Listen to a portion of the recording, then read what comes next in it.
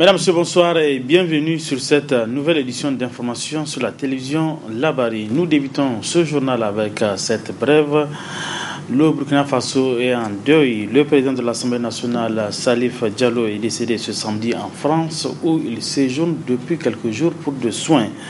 Salif Diallo fut conseiller du président de la République, Issou Mahamadou, et a un bureau d'études installé au Niger. Que son âme repose en paix. Amen. Retour au pays, le gouverneur de la région de Niamey a, comme vous le savez, fermé jusqu'à nouvel ordre la pilule qui est un cadre de retrouvailles entre les jeunes. Ces derniers ont réagi suite à cette fermeture de la pilule. Écoutons quelques-uns. C'est une bonne idée. Parce que ici, le passage, franchement, une fois, dès qu'ils sont en voie de passage, il y a les enfants qui sortent des maisons. Et vraiment, je peux dire que moi, la fermeture de la pilule, ça m'avait plu vraiment. Et le problème en est que aussi, de retour, ils font des accidents. Et une fois été là-bas, franchement, il ne faut rien que rouler dans des voitures, des drifts comme ça, qui peuvent conduire jusqu'à péril. Partout, il y a des accidents. Mais, vous savez, même dans la conduite, ils ont dit, une fois été en état d'ivresse, on ne peut pas prendre de voiture. Franchement, moi, je peux dire, une fois qu'ils étaient là-bas, ils ne sont pas dans leur conscient au retour. Ils sont un peu dans l'inconscient parce qu'ils prennent de n'importe quoi, franchement. Et c'est ça. Et on peut dire que vraiment, dans cette inconscience, ils peuvent faire franchement des accidents. Chaque fois, on est, les spectateurs de ce qui se passe chaque dimanche. Ils passent devant nous et au retour, ce sont des accidents qui se font chaque fois sur le rond-point. Parce que, c'est un phénomène qui a perduré. Personne n'a pris le temps de regarder ce qui se passe, ce que les enfants font là-bas. Ils prennent tout ce qu'ils trouvent, de la drogue, de l'alcool. Et en revenant, ils sont sobres. Donc, ils ne peuvent pas voir ce rond-point. Et à chaque fois, ils heurtent les personnes, ils tuent, ils font tous les dégâts. Et je peux dire que la décision, ça a vraiment tardé, mais c'est bien quand même. Nous, on applaudit celui qui a vraiment eu l'initiative de prendre cette décision pour enfin vraiment essayer d'apaiser et de calmer les choses. Puisque vous avez vu, la dernière fois, une voiture a été calcinée ici. Mais qui vous dit que ça ne va pas se répéter si eux encore ils refont un accident? Puisque la population en avait vraiment marre de ces accidents à répétition. 3 dimanches de suite, 3 accidents de suite, c'est trop. La prolongation du mandat des élus locaux en dehors de ceux de Niamey a créé un remous au sein de plusieurs communes de notre pays. Cette situation a suscité la réaction de l'acteur de la société civile, Lawali Adamou, résumé ici dans ce reportage signé Ismaël Moumouni. Crise au sein des mairies. Après la prolongation des mandats de tous les élus locaux, sauf ceux de Niamey, ce sont des tensions qui se sont déclenchées entre les conseillers et les maires de plusieurs communes du Niger. Vraiment, nous avons pensé qu'après cette loi-là, les choses seront mises à l'ordre et que vraiment tout va partir normalement comme le veut le peuple nigérien. Mais très malheureusement, et vous avez vu lors des résolutions du Conseil des ministres, on dit que ces textes ne concernent que certains conseils et que certains conseils seront dissous définitivement et qu'on va nommer des délégations spéciales, comme le cas de Niamey. Et hier, on apprend encore le cas de Bilma, on a nommé un administrateur délégué, un AD. Vraiment, nous pensons que nous sommes en train de l'amalgame. Et certains conseils aujourd'hui à l'intérieur du pays, vous êtes au courant, les médias sont en train de publier. Nous avons des informations, ils sont en train de se faire règlement de compte eux-mêmes parce qu'ils s'attendaient à la dissolution de leur conseil, des conseillers même qui s'attendaient à la dissolution de leur conseil. Mais comme ils ont vu que le gouvernement voulait faire du partiel, le gouvernement cherche à régler des comptes. Donc ils se sont dit il faut qu'eux-mêmes se règlent des comptes entre eux-mêmes. Et vous avez vu hier à Tchibiri ce qui s'est passé, à Maradi ville ce qui s'est passé, à Guilarouchi c'est la même chose. Et un peu partout les communes sont en train de s'agiter pour poser des motions de défiance. Vraiment nous pensons que c'est trop et qu'il faut éviter des épreuves difficiles pour notre pays. L'acteur de la société civile invite tous les Nigériens épris de justice et de démocratie à s'unir pour contraindre le pouvoir à organiser des élections.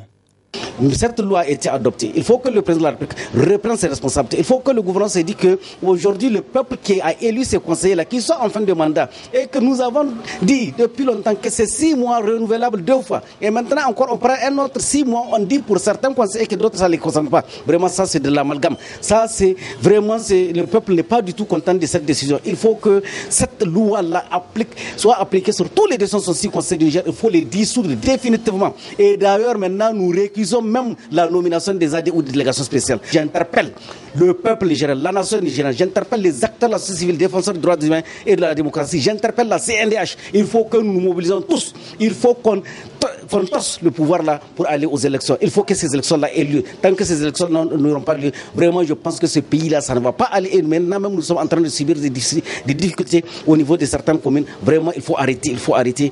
Et je pense que si le pouvoir est en train d'organiser des actions qui vont lui être favorables, il est en train de se tromper. Il n'a qu'à se départir, il n'a qu'à revenir à la raison pour que vraiment nous nous comprenions et que nous sauvegardons notre démocratie. Gage de stabilité, le gouvernement a le devoir d'organiser des élections pour mettre au même pied d'égalité tous les conseillers qui sont déjà en dépassement de mandat. Et ici, on sait que ce n'est pas le moyen qui manque, vu l'aisance dans laquelle se trouvent les autorités. La suite de ce journal, la mode nigérienne était à l'honneur hier soir au Grand Hôtel de Niamey à travers un défilé de mode organisé par la KZT Création de la jeune styliste Assalama Grema Mekelema. Une soirée qui a permis de désigner la représentante du Niger à la CBC Danemark 2017. Les temps forts de cette soirée avec nos reporters Adam Ousmana et Sadoui.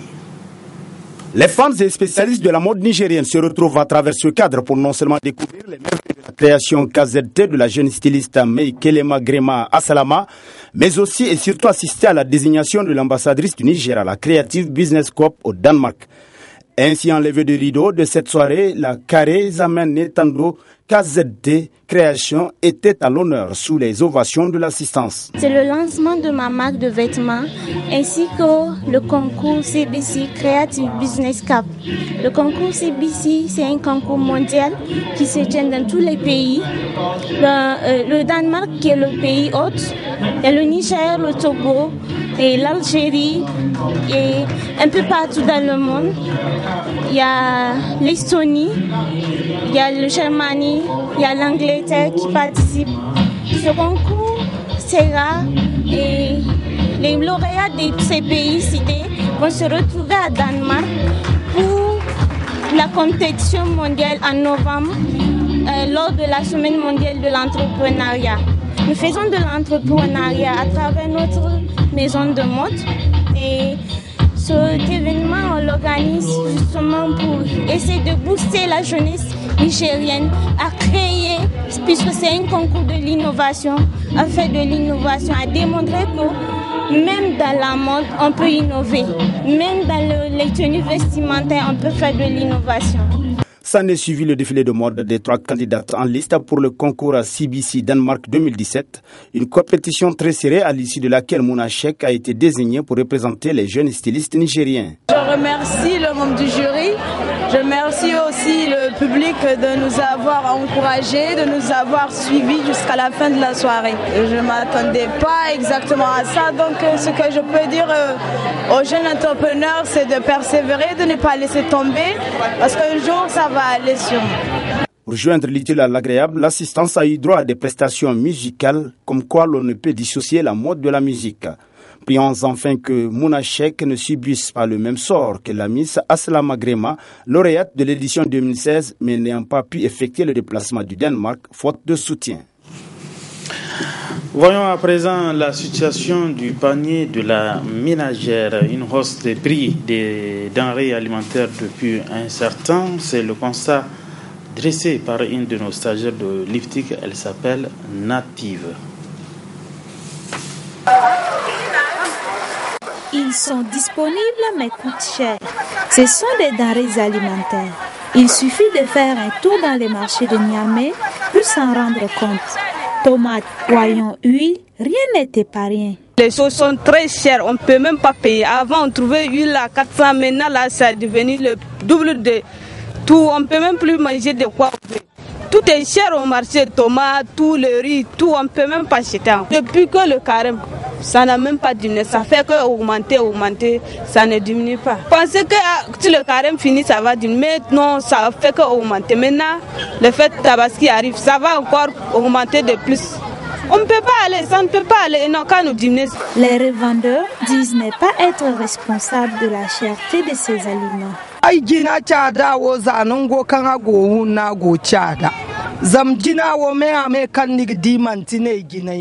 Nous prenons les marchandises souvent chères. C'est pourquoi nous revendons en retour cher pour avoir un gain. Ces produits proviennent généralement du Nigeria, Togo, Burkina, Ghana. C'est pourquoi ces aliments sont chers. Pendant cette période, les produits locaux se font rares. C'est ici qu'ils sont importés. Depuis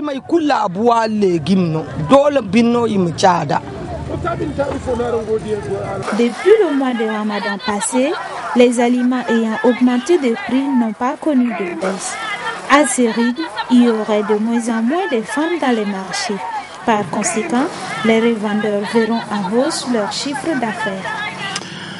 Début à Niamey des proclamations des résultats du brevet de technicien supérieur BTS d'État.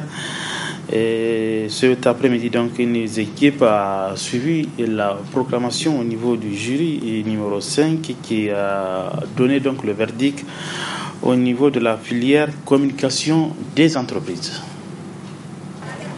Après plusieurs semaines d'attente, les résultats du brevet de technicien supérieur BTS d'État session 2007 ont commencé à tomber à Niamey à l'image du jury 5. Et ce sont des cris à liesse qui retentissent dans la foule lors de délibérés par le président du jury. Les candidats admis ne se sont pas retenus pour exprimer leur joie. Je remercie le bon Dieu qui fait en sorte que je sois admis au BTS d'État. Vraiment, les mots me manquent même à dire, voilà, merci. J'éprouve un sentiment de joie parce que vraiment, au début, je n'avais pas de volonté. Bon, avec les encouragements, vraiment, j'ai consenti à effectuer l'épreuve. Et vraiment, je remercie Dieu Tout-Puissant pour m'avoir accordé le succès. Et je remercie Dieu aussi pour mes amis, tous qui ont eu vraiment, je suis très content pour eux, vraiment. Avec cette pleine joie que je ressens dans mon cœur, je remercie le bon Dieu de m'accorder cette possibilité de passer mon BTS et de valider. Parce que je peux dire que ce n'est pas facile.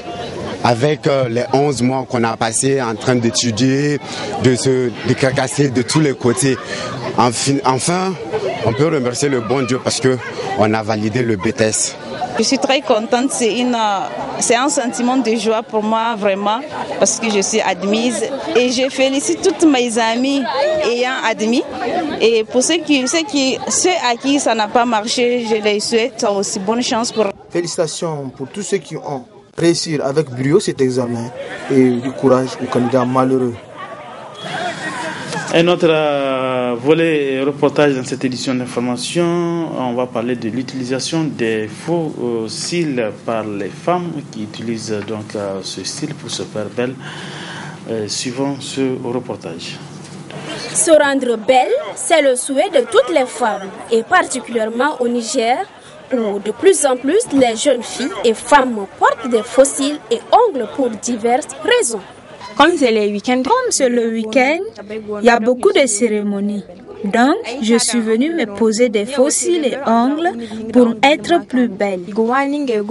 Généralement, ces articles en provenance du Nigeria sont vendus sur les différents marchés. Leur prix varie. Parfois, on va au Ghana ou au Nigeria pour les faux cils. D'autres, on les vend 1000 francs, d'autres, ça dépasse 1000 francs. Mais les lentilles, là, ça varie. Il y a des lentilles même pour 8 000, il y a pour 10 000. Et les week-ends, il y a des clients qui achètent beaucoup. On vend par détail en gros, mais ça dépend. Celui qui achète en gros, là, avec quelqu'un qui achète en détail, ils ne sont pas les mêmes. À l'approche des week-ends, surtout les différentes cérémonies, à savoir le baptême, le mariage et autres. Ces femmes et jeunes filles prennent d'assaut les salons pour se maquiller. Ici, on fait des tresses, des coiffures, on pose des ongles qu'on fait à 2000, 1500. La personne amène ses ongles, on fait ça à 1000 francs. Il y a les cils qu'on pose. Les cils, on fait ça à 3500, ça varie jusqu'à 3000. La personne amène ses cils, on fait ça à 2000 francs. Au niveau des cils, il y a des conséquences. Puisqu'on pose ça avec cette colle que vous voyez. Et cette colle, en posant, il faut faire ça très doucement et non rapidement à ta cliente. Maintenant, les salons, ça ne marche pas. Il n'y a pas beaucoup de clientèle. Et lorsqu'il y a les fêtes, là, tu vas gagner jusqu'à 20 à 50 000. Qui ne risque rien à rien, dit-on. Bien que l'utilisation des fossiles et ongles expose ces femmes et jeunes filles à des risques sur leur état de santé, elles font fi de ces risques car la mode recommande, estime-t-elle. Voilà, le reportage donc est signé Clémence, une stagiaire de l'IFTIC et du sport pour clôturer cette édition d'information. Un tournoi de grandes vacances destiné aux joueurs de moins de 17 ans a été lancé cet après-midi sur le terrain du CES Haropanda. Ce tournoi est organisé par un groupe d'amis du 5e arrondissement communal de Niamey et parrainé par Alhaji Adamou Ibrahim dit Cisco. Le compte rendu avec Hassan Saleh Mustafa sur des images de Sademi. C'est parti pour 1 mois, 4 jours pour la conquête de cette coupe mise en jeu. Au total, 8 équipes se sont engagées pour ce tournoi dont le coup d'envoi a été donné par le parrain El Hadj Adamou Ibrahim dit Cisco. Parce que je crois que sans le savoir que la Covid 5 obtient au moins 4 à 5 clubs de deuxième division. Et vraiment ce monsieur-là, c'est lui qui se bat corps et âme pour que la Covid 5 puisse émerger. J'apprécie beaucoup l'initiative parce que nous voulons même de céder au-delà pour qu'ils puissent aller dans les autres communes pour que la ville de Niamey soit plus grande. Un tournoi destiné aux joueurs de moins de 17 ans du 5e arrondissement communal qui vise plusieurs objectifs. Nous avons jugé utile de faire un tournoi pour les jeunes, pour l'épanouissement de la jeunesse, au moins des jeunes de moins de 17 ans. Oui. Nous espérons voir les jeunes talents pour au moins les recruter et puis faire au moins, s'il y a possibilité, faire une équipe de la commune. Oui, c'est ça notre intention. Nous voulons que les jeunes jouent vraiment un fair play. Les organisateurs de ce tournoi ont bénéficié du soutien de la Ligue régionale de football de Niamey. Ce genre de tournoi continue pour nous constitue aujourd'hui un vivier pour le football. C'est en ce sens que vraiment nous félicitons les promoteurs d'un tel tournoi. Vous savez, à Niamey, on parle beaucoup de tournois TGV de tous les quartiers de Niamey, mais des TGV réservés exclusivement aux jeunes sont vraiment à Sali. Et c'est pour ça que nous avons marqué notre accord. Nous avons tenu à honorer ce TGV. Ces genres de tournois sont vraiment à Sali.